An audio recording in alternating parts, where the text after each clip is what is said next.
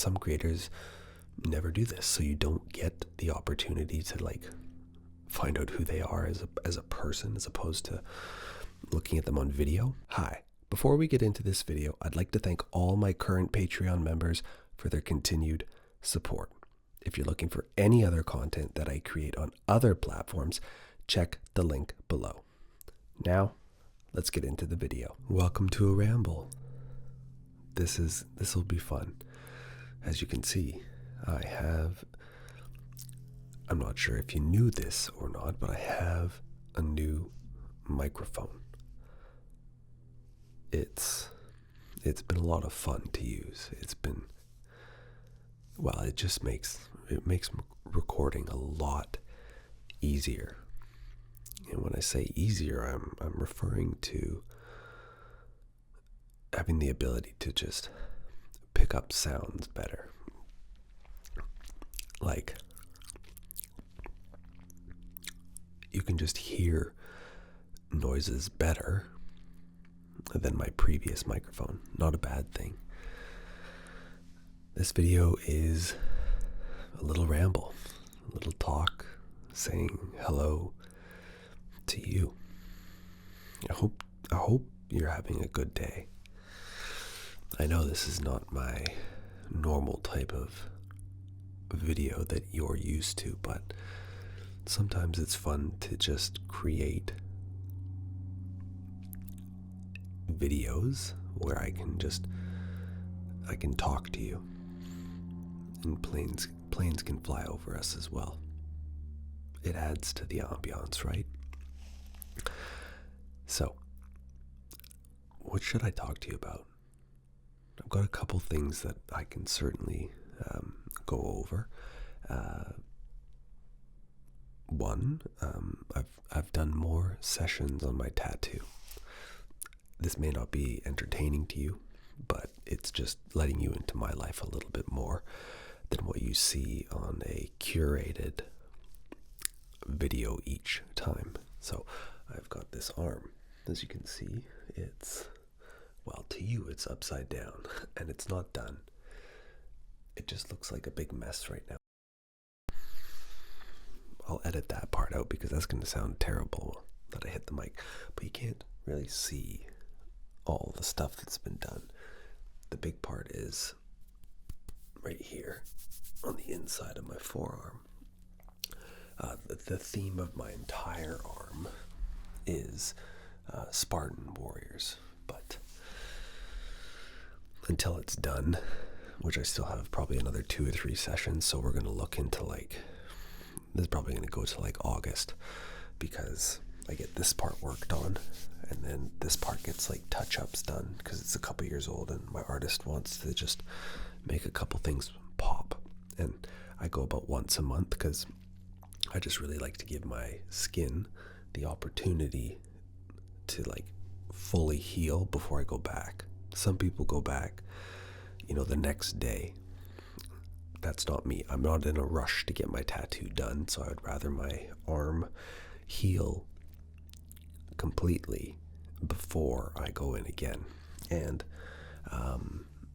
if you get an infection or anything, or there's a variety of things that could just happen, so why not let your body heal itself before you go poke it again with tens of thousands of needles, hundreds of thousands of times over a 6 to 8 hour period. It just doesn't make sense why you'd go back so soon, but everyone has their own reasons why they do that. So I'm not going to fault anybody. Total personal preference. That's how I'm going to say it. What else do I have to say? Well, I think on my last ramble, I had talked about Thailand.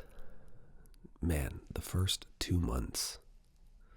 I know we're halfway through March right now. I think it's the 15th right now, March, and this video is, I think, coming out March 24th. So it's only a week behind, 9 days.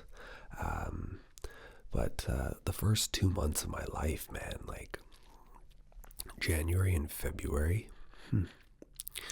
I was sick I had a lot of issues where I had to go to the hospital. I had to get some CTs of my brain, my neck. I had to get lumbar punctures into my spine. I had to get blood patches. I was just not doing good. And it was all related to when I would work out at the gym. For some reason, my blood pressure just didn't want to, I guess, drop after I had done a hard or a big set of a workout. And so my pressure, my intracranial pressure would stay elevated after the set had ended. Usually like when you brace to do an exercise, you go like, and then you hold your breath. You shouldn't, but you do it to create intra-abdominal pressure. But when I would let go and go like, the pressure would still be there, and it would just surmount to the point where there was a point I thought that this was it. I thought I was going to be going through those white pearly gates at one point. So that was a scary moment in the gym. Very scary. Very thankful that I didn't walk through those white pearly gates, but that's just how it is. You know what? Also, when I do these rambles, I always second guess myself on whether or not I pressed that record button. So I'm going to look at that record button right now. That's good. I did hit it. I've done videos before where I record like a 20-minute video, and I go to like turn off the camera because it's recording, and then it doesn't even say that it's recording, and then I have to redo it again. But it's always like the second time you just feel rushed because you just spent 20 minutes acting out an entire screen script that you've got as a baseline, and it's just you're frustrated when you do it that second time, and it makes things it's annoying. One thing I can show you is, because this microphone, the old microphone that I had was attached to the camera, but now I'm using XLR cables to like an amplifier to my computer. It's just, and then post editing, I marry up the video to the microphone sounds, but it just makes it easier because the camera's just by itself with a monitor up top. You can't see that, but I can show you a little bit of my studio. I've just updated it actually, so I'm just going to turn the camera. You'll still be able to hear me, but there's a big black wall here. It's all foam, 2-inch foam, and that's what's behind me. You can see right here. There's a light shining there, but that creates this nice look here that you're seeing right there. 2-inch foam. This room is super quiet.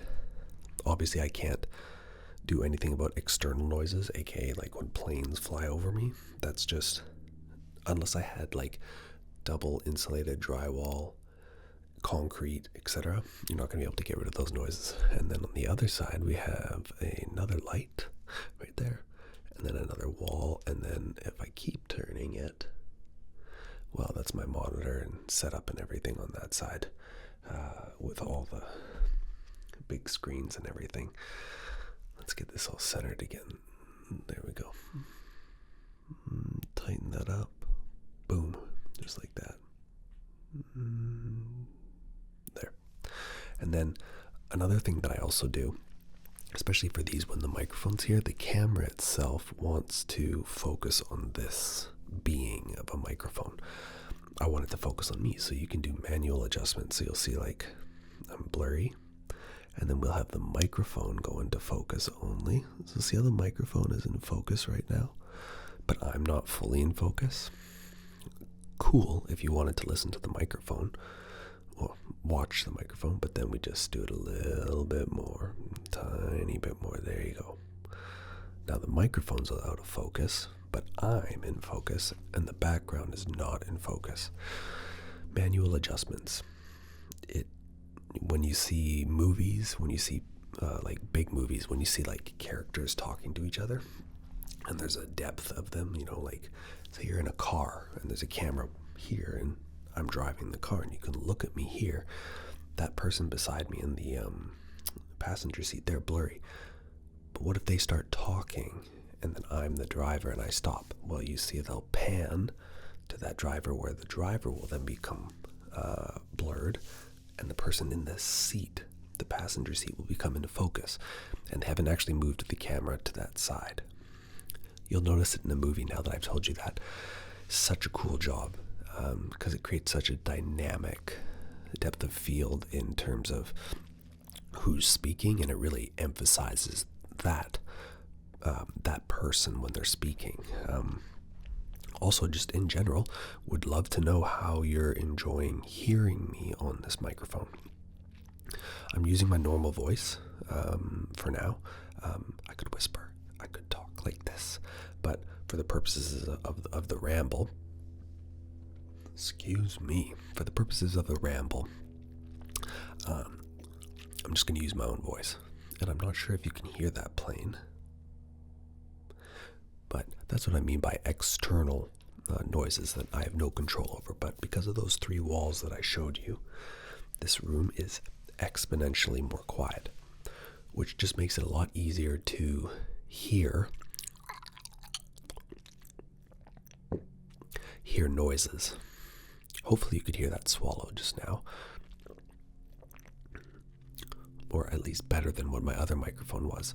My other microphone was sitting on top of the camera here. It was a shotgun style microphone, so you had to be standing directly in front of it in order to hear what I was saying. If I went off to the side when I spoke, it wouldn't pick up. It wouldn't pick up the voices because they need to be right in front of you. Really good microphone for that. This one, I can sort of go to the side a little bit and it still picks up my voice. Obviously, as I speak here in the center, it's better, and when I get to the side, it's not as good.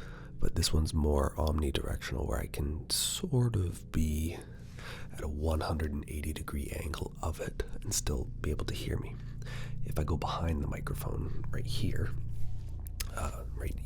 on this side, just plain central today. I'll tell you, that's probably the most annoying thing when I'm recording, is that exact thing. Sometimes I just have to play it into the script because I'm not going to redo it, and I'm not going to try and edit that out because I might be talking at that point. Yeah, this is definitely a ramble because I think I've just jumped from 16 different topics. It's, like I said, Sunday, March 15th. It's 2:17 in the afternoon, and it says it's going to rain in the next hour. I'm a seasonal biker. I have a really nice road bike. I love to go road biking. I have not road biked for probably since October. Winter here is just not fun, and I own a road bike, and I just don't enjoy being on a stationary bike. Nothing worse than just like pedaling for an hour and you're still staring at that same wall. So I'm going to go for a bike ride, I think, soon. Maybe go for start with a 20K bike. See how that feels on my legs and between my legs. I'll tell you one thing, if you've never done road biking before, the saddles, the seats are not the most comfy. They're pretty aerodynamic in terms of how they sit on you. So you need to sit on your sit bones. Everybody has these sit bones in the center of your legs, by your pelvis, called your sit bones. But if you don't sit on those properly, even if you do sit on those properly, they haven't felt that type of pressure on them for an extended period of time for a while. So like the next day or two, until you sort of get that area used to having that much pressure pushed on it for an extended period of time, they are tender, and sitting down is very uncomfortable. Yeah, maybe TMI there, but who cares? That's what a ramble's for. Yeah. I find now, this is just me speaking out loud, but these videos obviously don't do as well as, boyfriend ASMR, giving you massages, cranial nerves, etc. Because, well, one, you're just listening to me talk. You can listen to anybody talk. But two, I think it's just, if I was so focused on the revenue in terms of making money, etc., I wouldn't make these style videos, but I don't really care. It's I do this because it's fun, it's enjoyable, and it just gives you an opportunity to get to know the creator, that's me in this instance, a little bit better, a little bit behind the scenes, create more of that intimacy with each other where some creators never do this, so you don't get the opportunity to find out who they are as a person, as opposed to looking at them on video when they're acting out a scene or role playing or just being that person. They're being whoa ASMR, whereas I'm just being myself here. That's why I like doing a ramble every so often. I hope you enjoy it. I used to do them a lot more, but I sort of ran out of things to talk about, so now I do them every so often when I'm just in the mood.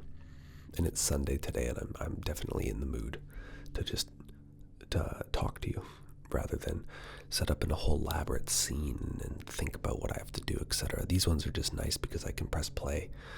I don't have to do any edits or cuts. It must be like National Flying Day. All these little Cessnas, it's not even big planes, it's just little Cessnas out flying above us. They have like a specific route where they fly, their flying route for those little Cessna single engine planes. They fly like directly over my house.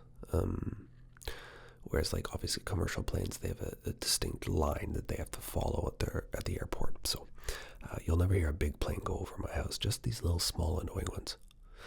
And sometimes you'll hear a big ass helicopter go over, which is really weird. This is where I'll end it, but when a big helicopter goes over my house, and that helicopter's maybe 500-600 feet up above my house, right? Somehow the blades circling in the air, 500-600 feet in the air, mind you, still manage to shake or make my house rumble. I don't understand that. That's just, big ass planes have gone over my house before. Is it the noise that's creating the rumble, or is it the turbulence? I don't know. That's just a weird thought I'm having right now. So I'll leave that there. I'll leave that at the end of my ramble here. Hope you're having this is going to be on a 24th. What day is that? It's Tuesday, I think. So I hope you're having a great Tuesday when you're watching this. Or I hope you're just having a great day on whatever day time of the week that you're watching this. And I'll see you in the next scheduled one that comes out, after this video. Take care. Bye.